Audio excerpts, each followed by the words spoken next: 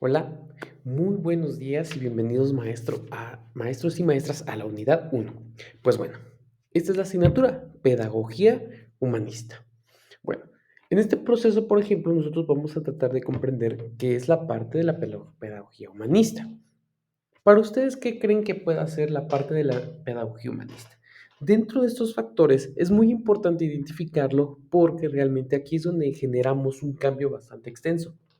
Y podemos hablar de un aspecto contemporáneo, ¿no? De antes, de cómo era, cómo se ejercía, cómo se manejaba. Entonces, dentro de esta parte de la pedagogía humanista, creo que nosotros vamos teniendo una noción a la forma en la cual era la pedagogía, en donde nosotros podríamos llevarlo como ciertos incentivos que nos hacían que nosotros generáramos un aprendizaje, pues, entre comillas, viable, ¿no? Podría decirse, que realmente también hemos generado como una controversia entre lo que era la educación anteriormente sobre este aspecto de una pedagogía más clásica, más tradicional, a un aspecto de la pedagogía, pues, humanista, una relación de acompañamiento, una activación más hacia la escucha, entre el poder llevar un acompañamiento más, pues, más propio, ¿no? Entonces, aquí es donde empezamos a generar controversias, porque aquí es donde nosotros debemos identificar cómo generamos esa función. Esto es con una explicación muy breve, basado en la parte de lo que se refiere a la psicología humanista, perdón, la pedagogía humanista. Entonces, ¿cómo nosotros fuimos educados anteriormente? ¿Creen que era una conducta muy viable? No era viable. ¿Por qué creen que ahora se han generado estas controversias? ¿Por qué creen que han generado estos cambios dentro de la relación en donde decíamos, bueno, cómo podemos identificar todo este proceso? ¿Cómo podemos identificar toda esta noción en donde nosotros todo este cambio ha generado un desglose en base a lo que nosotros en su momento pues ejercíamos ese cambio? ¿Cómo nosotros interpretamos toda esta relación, no? Esta parte de la pedagogía humanista que de cierta manera llega en un impacto, decimos: "Guau, cómo se ha modificado todo, cómo ha cambiado todo". Ya no es lo mismo como anteriormente se ejercía ciertos aspectos educativos, ¿no? Las diferentes reformas, las diferentes, los diferentes derechos, que aquí entran muchos sobre los aspectos de derechos humanos, sobre los derechos de los jóvenes, ¿no? Muchas estructuras que entran basado a la parte de la pedagogía humanista. Y basado en este factor, pues entramos al primer punto, el humanismo en el siglo XX. Vamos a platicar muy breve en esto para que también ustedes en este caso podamos comprender puntos básicos y basado en eso generemos una relación en base a cómo vinieron poco a poco cambiando estas aportaciones, ¿no? Bueno, la relación que va accediendo entre estos fines, entre la revisión y quienes pues fueron aliados sobre el camino en nuestros días, es poder identificar un contexto en el cual genera un aspecto en relación. Hablamos sobre el aspecto humanista, ¿no? Ahora entra también la relación del conductismo. El conductismo, pasado a esto, va relacionado sobre los diferentes principios y lo toma por el fisiólogo Pavlov, ¿no? Friedrich Pavlov, sobre Petrovich Pavlov, perdón, en donde nosotros vamos concibiendo un aprendizaje de condicionamientos, de un reflejo, sobre un análisis, sobre la voluntad, sobre el aprendizaje. Estos son puntos muy importantes. Estos puntos importantes, por ejemplo, condicionamiento es uno de los puntos importantes en relación hacia el conductismo. Y este conductismo en relación genera ciertos aspectos sobre la voluntad entre el aprendizaje y el desarrollo en donde nosotros vamos identificando ciertos contextos importantes en el cual, por ejemplo, Friedrich Skinner genera sobre cómo se fue enfocando todos estos procesos de aprendizaje. Vamos descubriendo un condicionamiento de conducta animal en donde vamos generando pues como un condicionamiento operante o instrumental, ¿no? Y creo que nosotros ya en su momento hemos podido identificar toda esta función. En ambos de los estudios van fundamentando diferentes experimentos sobre la conducta animal, ¿no? ¿Por qué? Porque aquí es donde vamos generando una repetición sobre algo inmediato que nosotros queremos generar. Esas reacciones humanas, estas reacciones automáticas que realmente ayudan a generar factores como externos y el estímulo para producir una reacción observable, ¿sí? Palabras clave, factores externos, estímulos, reacciones observables. Estas reacciones observables generan una motivación personal, van considerando el valor hacia la creatividad y nos permite promover una reflexión. Esta reflexión va generando un conocimiento de memorización, ¿no? Que está basado a una realización de trabajos, de imitaciones, que van conociendo, pues más que nada los resultados, basado a una acción humana.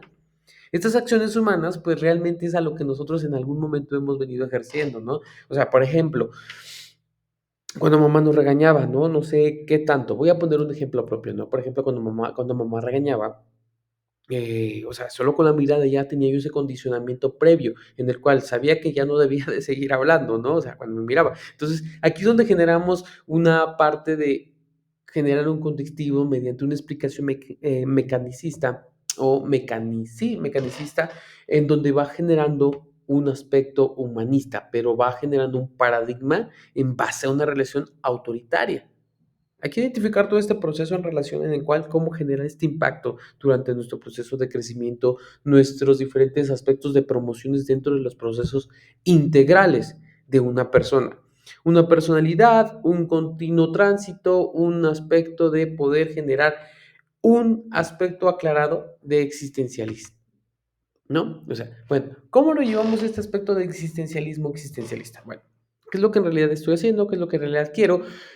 ¿Cómo genero mi existencia como algo viable? ¿Cómo lo estoy trabajando en este aspecto de una forma introyectada? ¿Cómo yo selecciono y voy generando tipos de conductas en el cual se va convirtiendo en un aspecto simultáneo sobre éticas, sobre la relación entre los aspectos de lo que existe todo a mi alrededor, ¿no? Entonces, generamos toda esta perspectiva en relación hacia el existencialismo, a que de cierta manera el ser humano es electivo, ¿no?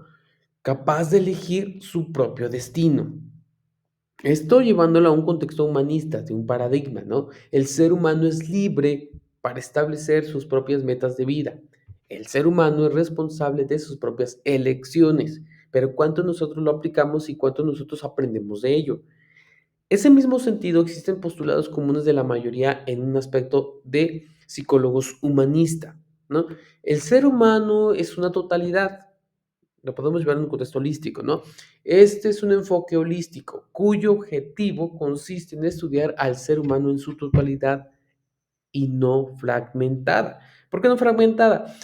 Porque aquí es donde vamos generando que de cierta manera nuestro cuerpo, mente y alma o nuestro espíritu, ¿no? Como en algún punto lo dicen también, somos un conjunto y eso es a lo que ayuda a que el ser humano naturalmente vaya generando una autorrealización formativa.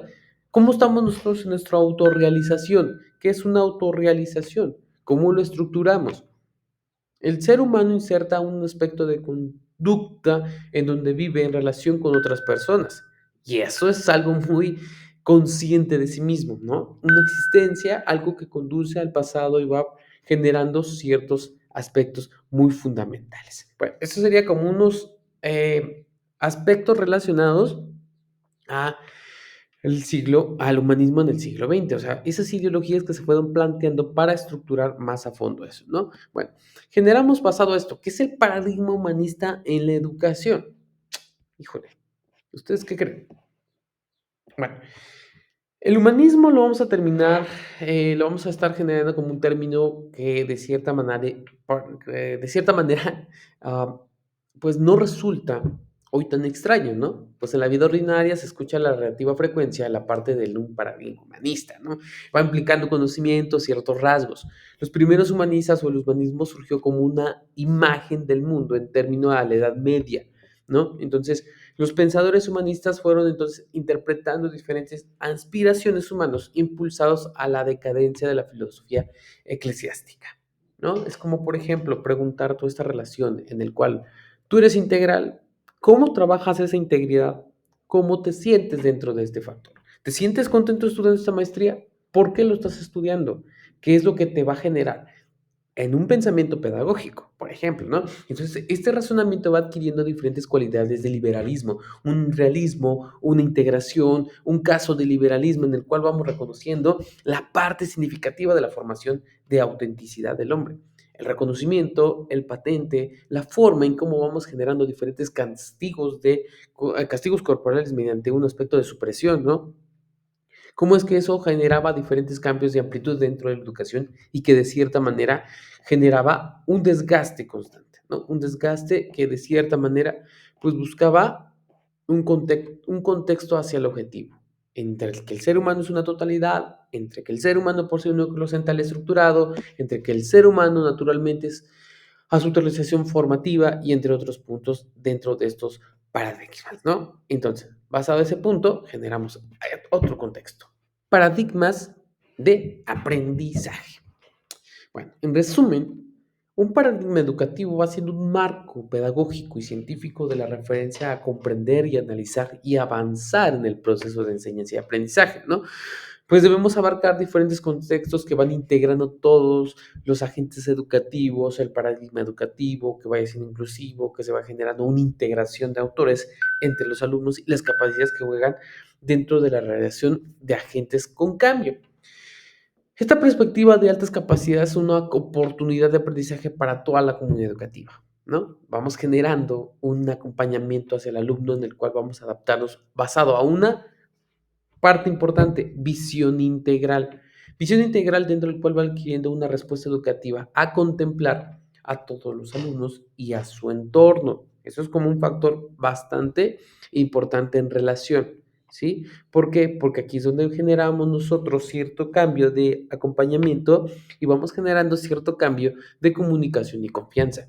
Cuando nosotros generamos esta visión integral, se refiere a poder ver más allá, tener un contexto más a fondo y poder interpretar las acciones de cada uno de ellos, ya que de cierta manera ayudan a que nosotros tengamos mayor aspecto impactante, ¿no? A lo que queremos visualizar. Bueno, estos serían como los puntos basado a el aspecto de la psicología, de la pedagogía humanista, que esto habla sobre algunos paradigmas, el humanismo en el siglo XX y entre otros puntos, que eso es lo que ayuda a que nosotros vayamos generando mayor función en un aspecto contemporáneo. ¿Cómo ha cambiado todo esto? Pues eso es basado en nuestro propio criterio. Pues bueno, fue un gusto poder visualizarlos, perdón, que ustedes puedan visualizarme. Es un placer poderlos conocer por este medio, tal vez por Zoom, ¿no? Y pues les deseo mucho éxito.